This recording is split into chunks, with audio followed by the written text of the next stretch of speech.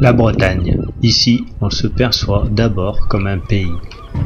Et nous sommes à l'extrémité de ce pays, à la pointe du Finistère. Cette terre est bordée par la mer sur 3 côtés.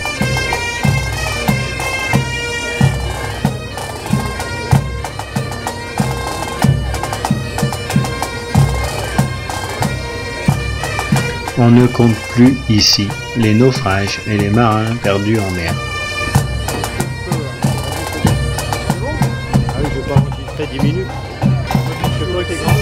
Ici, les légendes se font reines. Entre les dolmens parsemés de ci de là et les menhirs qui décorent le bord des chemins.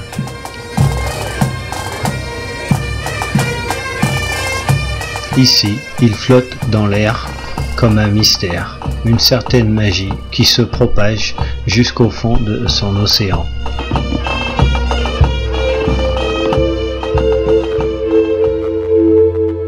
C'est ainsi que nous prenons la route en direction de Port-Loubout, situé à quelques encablures de la pointe du Raz. Nous nous engageons sur une petite route étroite qui sillonne entre les maisons typiques. C'est le seul accès possible sur ce bord de la côte.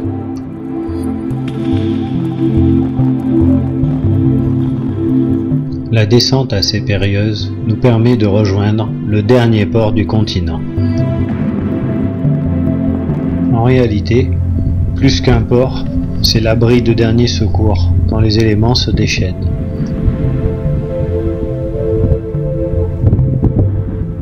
À l'aide de nos palmes, nous allons remonter la côte en direction de la pointe du Raz.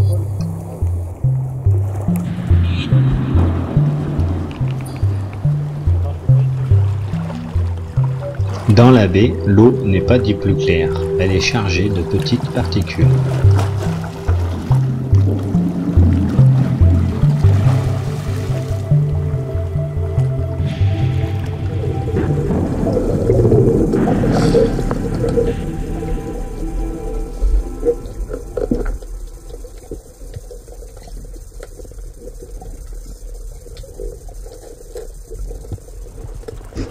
Nous sommes chacun reliés à 2 bouées de signalisation. Cet équipement devient indispensable dès lors qu'on s'éloigne des côtes pour être repéré par les bateaux.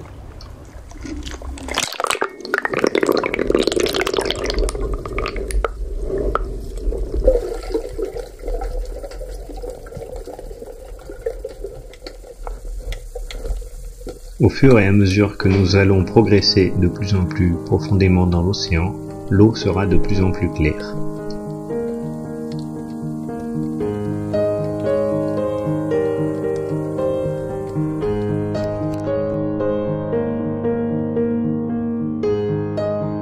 Voilà une image rare, un congre nageant en pleine eau. Cet animal a l'habitude de se cacher la journée dans les trous des rochers.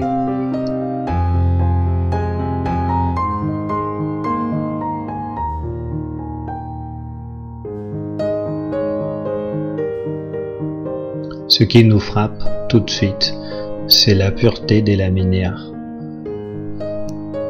Aucune salissure, aucune moisissure ne viennent recouvrir ces feuilles.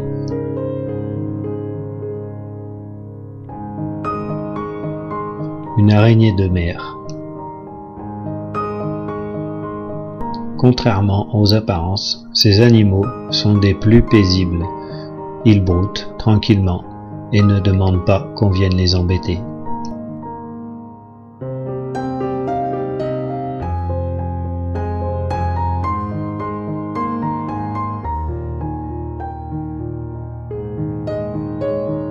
Ils se cachent ainsi dans les grandes laminaires.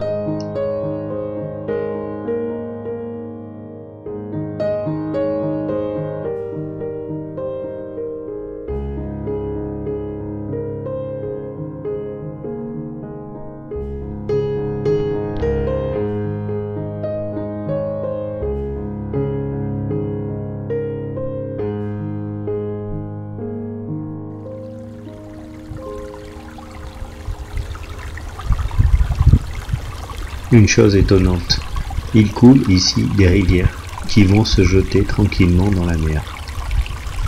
En se déversant, ces cours d'eau vont creuser des crevasses, puis, avec le temps et l'érosion de la mer, des grottes vont se former.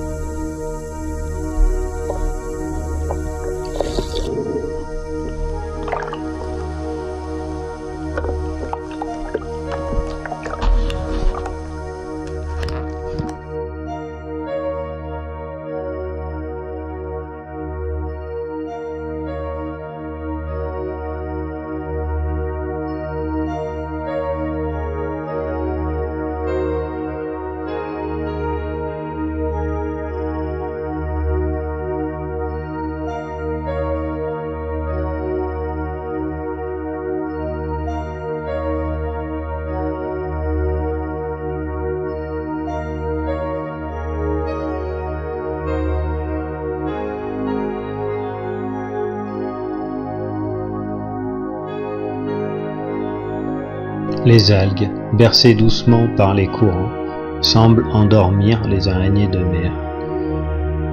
Et les poissons, curieux, attirés par nos projecteurs, viennent danser devant nous.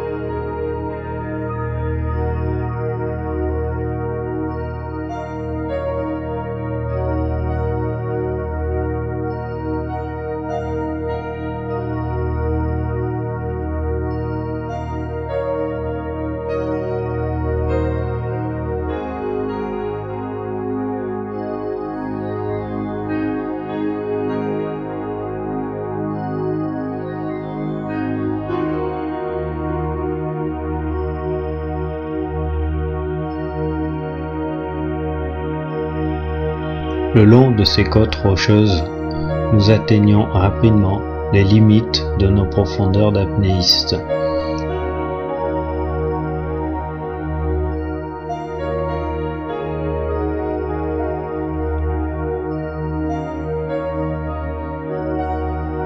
Tourner une séquence de 20 ou 30 secondes par 10 ou 15 mètres de fond nous demande énormément d'énergie.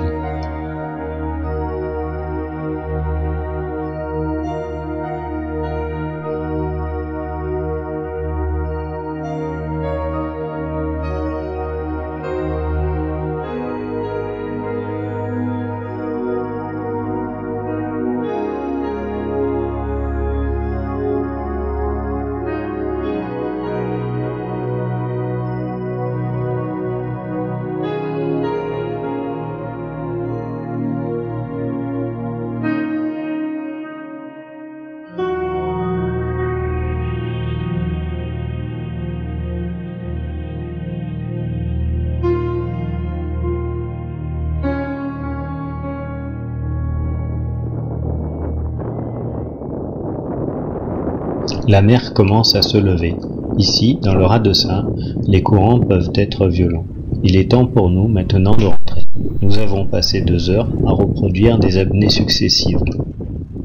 Nous laissons maintenant derrière nous ces grottes mystérieuses et ces animaux merveilleux.